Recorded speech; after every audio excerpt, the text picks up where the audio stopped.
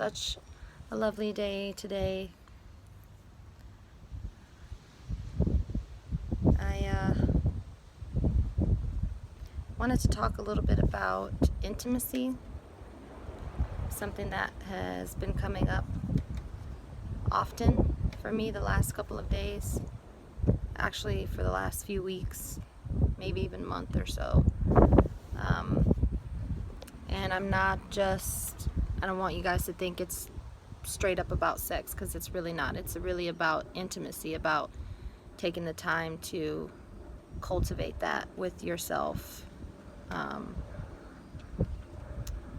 I've come to realize with meditating and doing inner work to really find who I am and what I want out of life truly, that being a people pleaser, you tend to put your intimacy with yourself on the back burner, cultivating intimacy with yourself, because you're so eager to hop up for the day, and you gotta scarf down some food real quick, get the kids up, get them dressed, get them ready for school,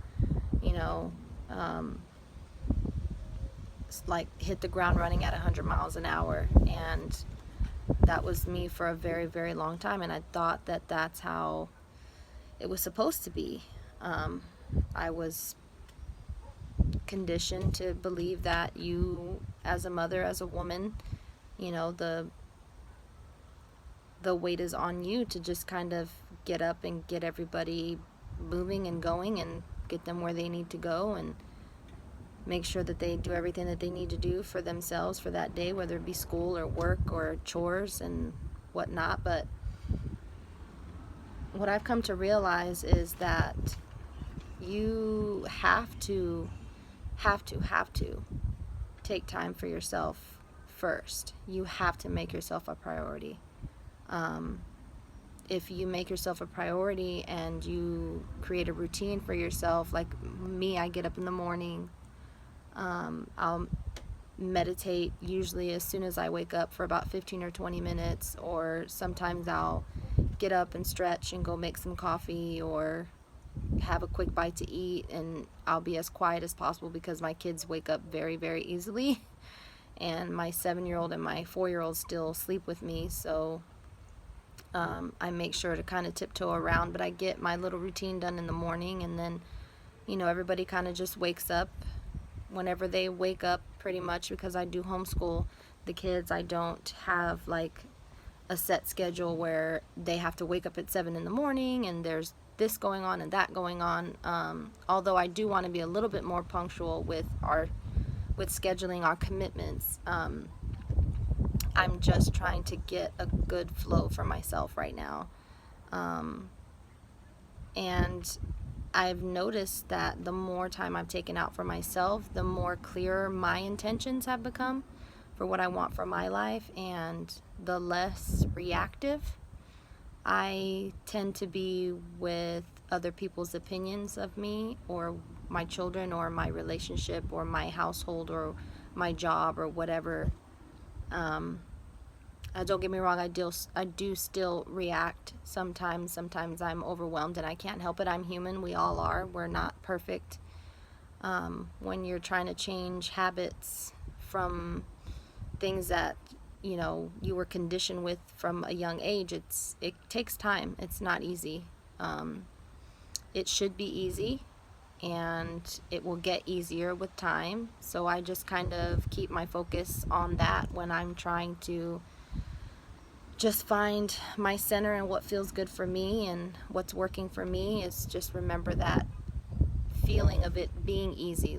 It doesn't have to be hard. It doesn't have to be difficult. I want it to be easy.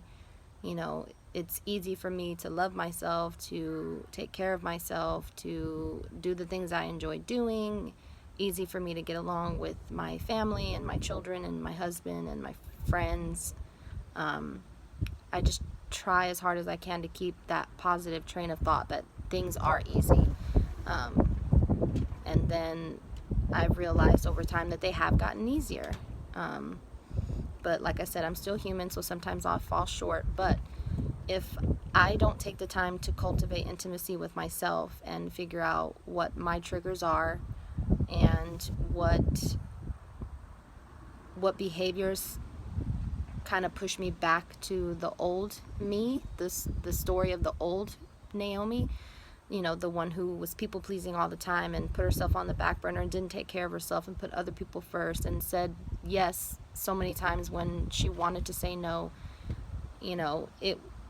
It would be so much harder for me to move into my purpose, who I am and why I'm here, what I'm good at and what I want to contribute, and all that good stuff. So, yeah,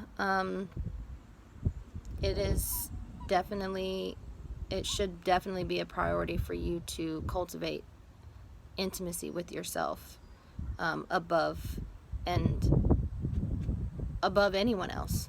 You should make sure you cultivate intimacy with yourself, because if you don't truly know yourself and you can't, be happy within yourself, what are you really offering to other people that you're choosing to have in your life? Or, your husband, your boyfriend, your wife, your, you know, significant other, your domestic partner, girlfriend, whatever, your parents, your friends. You gotta you gotta fill your cup. You've got to make sure you take care of yourself first and foremost. Um, so yeah, that was really all I had, I guess. I just kind of drew a blank. So I guess that's all that was on my heart to share about cultivating intimacy with yourself. And if this resonated with you in any way, I just would love if you would share it. And yeah, if you guys want to start a conversation about it, I would love to hear what you think about intimacy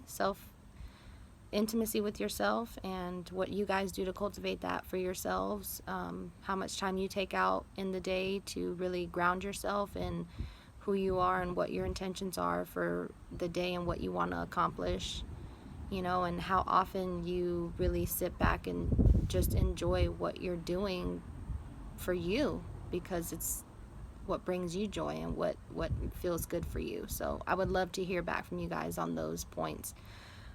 So yeah, thank you guys for listening, and I'll talk to you guys later. Peace.